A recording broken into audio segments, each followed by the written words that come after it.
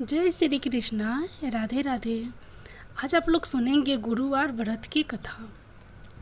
एक बार प्रेम से बोलिए, भगवान विष्णु की जय हो। भारतवर्ष में एक प्रतापी और दानी राजा राज्य करता था। वह नित्य गरीबों और ब्राह्मणों की सहायता करता था। यह बात उनकी रानी को अच्छी नहीं लगती थी। वह ना ही गरीबों को दान देती थी, ना ही भगवान का पूजन करती थी, और राजा को भी दान देने से मना किया करती थी। एक दिन राजा शिकार खेलने वन को गए हुए थे, तो रानी महल में अकेली थी। उसी समय बृहस्पति देव साधु वेश में राजा के महल में भिक्षा के लिए गए और भिक्षा मांगे।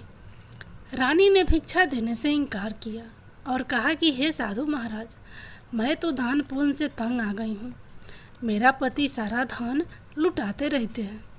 मेरी इच्छा है कि हमारा धन नष्ट हो जाए, फिर न रहेगा बांस न बाजेगी बांसुरी। साधु ने कहा, देवी तुम तो बड़ी विचित्र हो। धन संतान तो सभी चाहते हैं, पुत्र और लक्ष्मी तो पापी के घर भी होने चाहिए। यदि तुम्हारे पास अधिक धन है तो भूखों को भोजन दो, प्यासों के लिए प्याऊ बनवाओ, मुसाफिरों के लिए धर्मशालाएं खुलवाओ। जो निर्धन अपनी कुमारी कन्याओं का विवाह नहीं कर सकते, उनका विवाह करा दो। ऐसे और कई काम हैं जिनके करने से तुम्हारा यश लोक परलोक में फैलेगा। परंतु रानी पर उपदेश का कोई प्रभाव न पड़ा। वह बोली, महाराज आप मुझे कुछ न समझाएं। मैं ऐसा धन नहीं चाहती जो हर जगह बांटती फिरूं। साधु ने उत्तर दिया, यदि तुम्हारी ऐसी इच्छा है तो जैसा मैं तुम्हें बताऊंगा तुम 7 बृहस्पतिवार वैसा ही करना। तुम ऐसा करना कि बृहस्पतिवार को घर लिपकर पीली मिट्टी से अपना सिर धोकर स्नान करना। बृहस्पतिवार के दिन कपड़े धोना। राजा से बोलना कि वह हजामत बनवाए और भोजन में मांस मंदिरा खाना। ऐसा करने से आपका सारा धन नष्ट हो जाएगा। इतना कहकर वह साधु महाराज वहाँ से अलोप हो गए। साधु के अनुसार कई बातों को पूरा करते हुए रानी को केवल 3 बृहस्पतिवार ही बीते थे कि उसकी समस्त धन संपत्ति नष्ट हो गई। भोजन के लिए राजा का परिवार तरसने लगा। तब एक दिन राजा ने रानी से बोला कि हे रानी, तुम यहीं रहो, मैं दूसरे देश के जाता हूँ, क्योंकि यहाँ पर सभी लोग मुझे जानते हैं, इसलिए मैं कोई छोटा कार्य नहीं कर सकता। ऐसा कहकर राजा परदेश चला गया। वहाँ वह जंगल से लकड़ी काटकर लाता और शहर में बेचता। इस तरह वह अपना जीवन व्यतीत करने लगा। इधर राजा के परदेश जाते ही रानी और दासी दुखी रहने लगी। एक बार जब रानी और दासी को 7 दिन तक बिना भोजन के रहना पड़ा, तो रानी ने अपनी दासी से कहा कि हे दासी, पास ही के नगर में मेरी बहन रहती है। वह बड़ी धनवान है, तो उसके पास जा और कुछ ले आ, ताकि थोड़ी बहुत गुजर बसर हो जाए। दासी रानी के बहन के पास गई। उस दिन गुरुवार था और रानी की बहन उस समय बृहस्पतिवार व्रत की कथा सुन रही थी। दासी ने रानी की बहन को अपनी रानी का संदेश दिया, लेकिन रानी की बहन कोई उत्तर नहीं दिया। जब दासी को रानी की बहन से कोई उत्तर नहीं मिला, तो वह बहुत दुखी हुई और उसे क्रोध भी आया। दासी ने वापस आकर रानी को सारी बात बता दी। सुनकर रानी ने अपने भाग्य को कोसा। उधर रानी की बहन ने सोचा कि मेरी बहन की दासी आई थी, परंतु मैं उससे नहीं बोली, इससे वह बहुत दुखी हुई होगी। कथा सुनकर और पूजा समाप्त करके वह अपनी बहन के घर आई और कहने लगी हे बहन, मैं बृहस्पतिवार का व्रत कर रही थी। तुम्हारी दासी मेरे घर आई थी, परंतु जब तक कथा होती है तब तक ना तो उठते हैं और ना ही बोलते हैं, इसलिए मैं नहीं बोली। कहो दासी क्यों गई थी? रानी बोली, बहन तुमसे क्या छिपाऊं, हमारे घर में खाने तक को अनाज नहीं था। ऐसा कहते कहते रानी की आंखें भर आई। उसने दासी समेत पिछले 7 दिनों से भूखे रहने तक की बात अपनी बहन को विस्तार पूर्वक सुना दी। रानी की बहन बोली, देखो बहन, भगवान बृहस्पति देव सबकी मनोकामना को पूर्ण करते हैं। देखो, शायद तुम्हारे घर में अनाज रखा हो। पहले तो रानी को विश्वास नहीं हुआ, पर बहन के आग्रह करने पर उसने अपनी दासी को अंदर भेजा तो उसे सचमुच अनाज से भरा एक घड़ा मिल गया। यह देखकर दासी को बड़ी हैरानी हुई। दासी रानी से कहने लगी कि हे रानी, जब हमको भोजन नहीं मिलता तो हम व्रत ही तो करते हैं, इसलिए क्यों ना इनसे व्रत और कथा की विधि पूछ ली जाए ताकि हम भी व्रत कर सकें। तब रानी ने अपने बहन से बृहस्पतिवार व्रत के बारे में पूछा। उसकी बहन ने बताया, बृहस्पतिवार के व्रत में चने की दाल और मुनाका से विष्णु भगवान का केले की जड़ में पूजन करें तथा दीपक जलाएं, व्रत कथा सुने और पीला भोजन ही करें। इससे बृहस्पति देव प्रसन्न होते हैं। व्रत और पूजन विधि बताकर रानी की बहन अपने घर को लौट गई। 7 दिन के बाद जब गुरुवार आया तो रानी और दासी ने व्रत रखा। घुड़साल में जाकर चना और गुड़ ले आई, फिर उससे केले की जड़ तथा विष्णु भगवान का पूजन किया। अब पीला भोजन कहाँ से आए, इस बात को लेकर दोनों बहुत दुखी थे, चूँकि उन्होंने व्रत रखा था। इसलिए बृहस्पति देव उनसे प्रसन्न थे। इसलिए वे एक साधारण व्यक्ति का रूप धारण कर 2 थालों में सुंदर पीला भोजन दासी को दे गए। भोजन पाकर दासी प्रसन्न हुई और फिर रानी के साथ मिलकर भोजन ग्रहण किया। उसके बाद वे सभी गुरुवार को व्रत और पूजन करने लगी। बृहस्पति भगवान की कृपा से उनके पास फिर से धन संपत्ति आ गई, परंतु रानी फिर से पहले की तरह आलस्य करने लगी। तब दासी बोली, देखो रानी, तुम पहले भी इस प्रकार आलस्य करती थी। तुम्हें धन रखने में कष्ट होता था, इस कारण सभी धन नष्ट हो गया। और अब जब भगवान बृहस्पति की कृपा से धन मिला है तो तुम्हें फिर से आलस्य होता है। रानी को समझाते हुए दासी कहती है कि बड़ी मुसीबतों के बाद हमने यह धन पाया है, इसलिए हमें दान पुण्य करना चाहिए, भूखे मनुष्यों को भोजन कराना चाहिए और धन को शुभ कार्यों में खर्च करना चाहिए, जिससे तुम्हारे कुल का यश बढ़ेगा, स्वर्ग की प्राप्ति होगी और पितृ प्रसन्न होंगे। दासी की बात मानकर रानी अपना धन शुभ कार्यों में खर्च करने लगी, जिससे पूरे नगर में उसका यश फैलने लगा। एक दिन राजा दुखी होकर जंगल में एक पेड़ के नीचे आसन जमा कर बैठ गया। वह अपनी दशा को याद करके व्याकुल होने लगा। बृहस्पतिवार का दिन था। एकाएक उसने देखा कि निर्जन वन में एक साधु प्रकट हुए। वह साधु वेश में स्वयं बृहस्पति देवता थे। लकड़हारे के सामने आकर बोले, हे लकड़हारे, इस सुनसान जंगल में तू चिंतामग्न क्यों बैठा है? लकड़हारे ने दोनों हाथ जोड़कर प्रणाम किया और उत्तर दिया, महात्मा जी, आप सब कुछ जानते हैं, मैं क्या कहूँ? यह कहकर रोने लगा और साधु को अपनी आत्मकथा सुनाई। महात्मा जी ने कहा, तुम्हारी स्त्री ने बृहस्पतिवार के दिन बृहस्पति भगवान का निरादर किया है, जिसके कारण रुष्ट होकर उन्होंने तुम्हारी यह दशा कर दी। अब तुम चिंता को दूर करके मेरे कहने पर चलो तो तुम्हारे सब कष्ट दूर हो जाएंगे और भगवान पहले से भी अधिक संपत्ति देंगे। तुम बृहस्पतिवार के दिन कथा किया करो, 2 पैसे के चने मुनाका लाकर उसका प्रसाद बनाओ और शुद्ध जल से लोटे में शक्कर मिलाकर अमृत तैयार करो। कथा के पश्चात अपने सारे परिवार और सुनने वाले प्रेमियों में अमृत व प्रसाद बांटकर आप भी ग्रहण करो। ऐसा करने से भगवान तुम्हारी सब मनोकामनाएं पूरी करेंगे।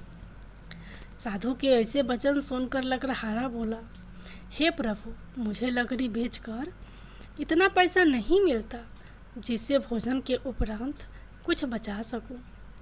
मैंने रात्रि में अपनी स्त्री को व्याकुल देखा है।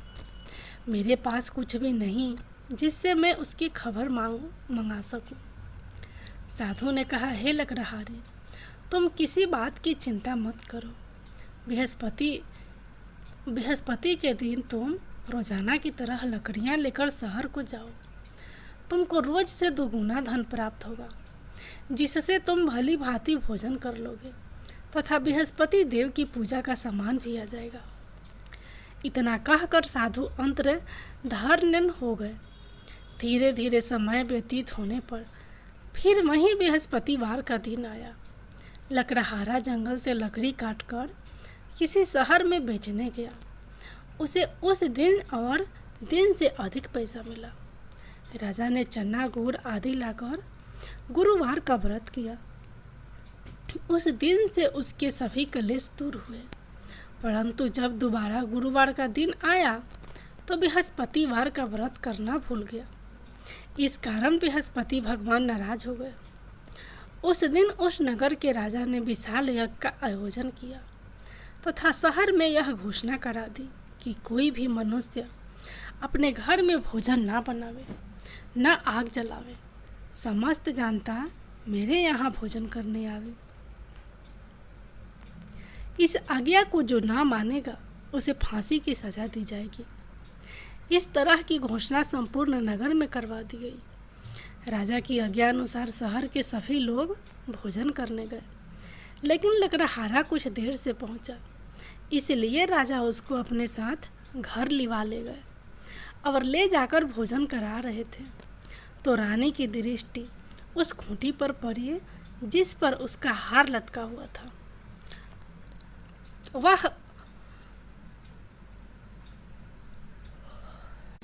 वहां पर दिखाई नहीं दिया।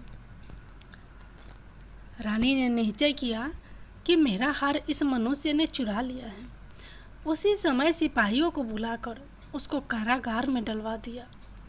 जब लकड़हारा कारागार में पड़ गया और बहुत दुखी होकर विचार करने लगा कि न जाने कौन से पूर्व जन्म के कर्म से मुझे यह दुख प्राप्त हुआ है, और उसी साधु को याद करने लगा जो कि जंगल में मिला था। उसी समय तत्काल बृहस्पति देव साधु के रूप में प्रकट हुए और उसकी दशा को देखकर कहने लगे, अरे मूर्ख, तूने बृहस्पति देव की कथा नहीं करी, इस कारण तुझे दुख प्राप्त हुआ है। अब चिंता मत कर। बृहस्पतिवार के दिन कारागार के दरवाजे पर 4 पैसे पड़े मिलेंगे, उनसे तू बृहस्पति देव की पूजा करना, तेरे सभी कष्ट दूर हो जाएंगे। बृहस्पति के दिन उसे 4 पैसे मिले। लकड़हारे ने कथा कही। उसी रात्रि को बृहस्पति देव ने उस नगर के राजा को सपने में कहा, हे राजा, तुमने जिस आदमी को कारागार में बंद कर दिया है वह निर्दोष है, वह राजा है, उसे छोड़ देना। रानी का हार उसी खूंटी पर लटका है। अगर तू ऐसा नहीं करेगा तो मैं तेरे राज्य को नष्ट कर दूंगा। इस तरह रात्रि के सपने को देखकर राजा प्रातः काल उठा और खूंटी पर हार देखकर लकड़हारे को बुलाकर क्षमा मांगी तथा लकड़हारे को योग सुंदर वस्त्र आभूषण देकर विदा कर दिया। बृहस्पति देव की आज्ञा अनुसार लकड़हारा अपने नगर को चल दिया। राजा जब अपने नगर के निकट पहुंचा तो उसे बड़ा आश्चर्य हुआ। नगर में पहले से अधिक बाग, तालाब, कुएं तथा बहुत सी धर्मशाला, मंदिर बन गई। राजा ने पूछा कि यह किसका बाग और धर्मशाला है। तब नगर के लोग कहने लगे कि यह सब रानी और दासी के है। तो राजा को आश्चर्य हुआ और गुस्सा भी आया। जब रानी ने यह खबर सुनी कि राजा आ रहे हैं तो उन्होंने दासी से कहा कि हे दासी, देख, राजा हमको कितनी बुरी हालत में छोड़ गए थे। हमारी ऐसी हालत देखकर वह लौट न जाए, इसलिए तू दरवाजे पर खड़ी हो जा। रानी की आज्ञा अनुसार दासी दरवाजे पर खड़ी हो गई। राजा आए तो उन्हें अपने साथ लिवा लाई। तब राजा ने क्रोध करके अपनी रानी से पूछा कि यह धन तुम्हें कैसे प्राप्त हुआ है। तब उन्होंने कहा, हमें यह धन बृहस्पति देव के इस व्रत के प्रभाव से प्राप्त हुआ है। राजा ने निश्चय किया कि 7 रोज बाद तो सभी बृहस्पति देव का पूजन करते हैं, परंतु मैं प्रतिदिन दिन में 3 बार कहानी तथा रोज व्रत किया करूँगा। अब हर समय राजा के दुपट्टे में चने की दाल बंधी रहती तथा दिन में 3 बार कहानी कहता। एक रोज राजा ने विचार किया कि चलो अपनी बहन के यहाँ हो आवे। इस तरह निश्चय कर राजा घोड़े पर सवार हो अपनी बहन के यहाँ चलने लगा। मार्ग में उसने देखा कि कुछ आदमी एक मुर्दे के लिए जा रहे हैं। उन्हें रोक कर राजा कहने लगा, अरे भाइयों, मेरी बृहस्पति देव की कथा सुन लो। वे बोले, लो, हमारा तो आदमी मर गया है, इसको अपनी कथा की पड़ी है। परंतु कुछ आदमी बोले, अच्छा कहो, हम तुम्हारी कथा भी सुनेंगे। राजा ने दाल निकाली और जब कथा आधी हुई थी कि मुर्दा हिलने लग गया, और जब कथा समाप्त हो गई तो राम राम करके मनुष्य उठकर खड़ा हो गया। आगे मार्ग में उसे एक किसान खेत में हल चलाता मिला। राजा ने उसे देख और उससे बोले, अरे भैया, तुम मेरी बृहस्पतिवार की कथा सुन लो। किसान बोला, जब तक मैं तेरी कथा सुनूंगा तब तक 4 हरैया जोत लूँगा। जा अपनी कथा किसी और को सुनाना। इस तरह राजा आगे चलने लगा। राजा के हटते ही बैल पछाड़ खाकर गिर गए तथा किसान के पेट में बड़ी जोर से दर्द होने लगा। उस समय उसकी माँ रोटी लेकर आई। उसने जब यह देखा तो अपने पुत्र से सब हाल पूछा और बेटे ने सभी हाल कह दिया। तो बुढ़िया दौड़ी दौड़ी उस घुड़सवार के पास गई और उससे बोली कि मैं तेरी कथा सुनूंगी, तू अपनी कथा मेरे खेत पर चलकर ही कहना। राजा ने बुढ़िया के खेत पर जाकर कथा कही, जिसके सुनते ही वह बैल उठकर खड़े हुए तथा किसान के पेट का दर्द भी बंद हो गया। राजा अपनी बहन के घर पहुंचा। बहन ने भाई की खूब मेहमानी की। दूसरे रोज प्रातःकाल राजा जगा तो वह देखने लगा कि सब लोग भोजन कर रहे हैं।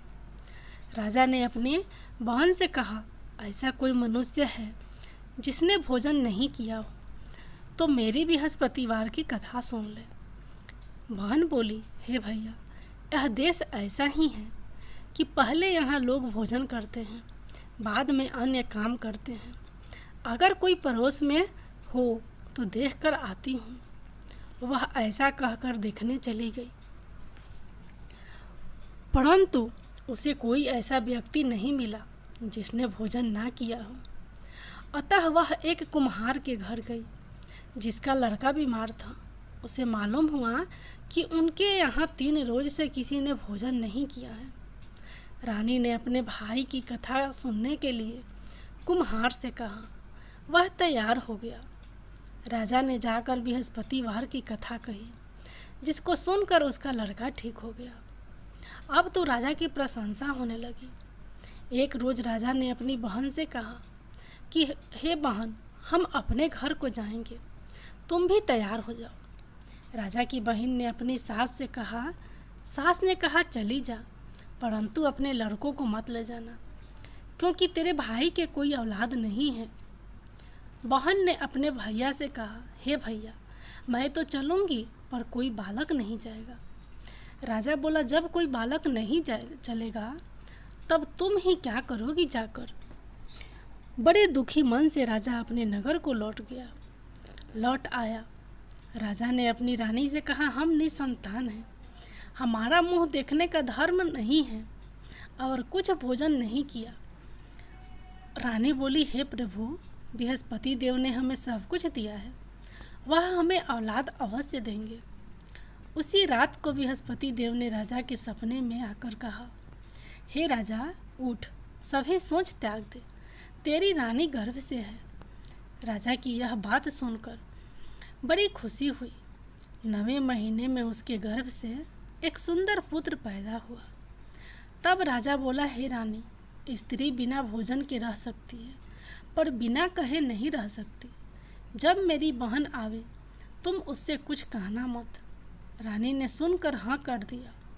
जब राजा की बहन ने यह शुभ समाचार सुना तो वह बहुत खुश हुई तथा बधाई लेकर अपने भाई के यहाँ आई। तभी रानी ने कहा, घोड़ा चढ़कर तो नहीं आई, गधा चढ़ी आई। राजा की बहन बोली, भाभी मैं इस प्रकार ना कहती तो तुम्हें औलाद कैसे मिलती। बृहस्पति देव ऐसे ही हैं, जैसे जिसके मन में कामनाएं हैं सभी को पूर्ण करते हैं। जो सद्भावना पूर्वक बृहस्पतिवार का व्रत करता है एवं कथा पढ़ता है अथवा सुनता है, दूसरों को सुनाता है, बृहस्पति देव उसकी सभी मनोकामना पूर्ण करते हैं। भगवान बृहस्पति देव उसकी सदैव रक्षा करते हैं। संसार में जो मनुष्य सद्भावना से भगवान जी का पूजन व्रत सच्चे हृदय से करते हैं तो उनकी सभी मनोकामनाएं पूर्ण करते हैं। जैसी सच्ची भावना से रानी और राजा ने उनकी कथा का गुणगान किया था, उनकी सभी इच्छाएं बृहस्पति देव जी ने पूर्ण की थी। इसलिए पूर्ण कथा सुनने के बाद प्रसाद लेकर जाना चाहिए। हृदय से उनका मनन करते हुए जयकारा बोलना चाहिए। बोलो बृहस्पति देव की जय हो, भगवान विष्णु की जय हो।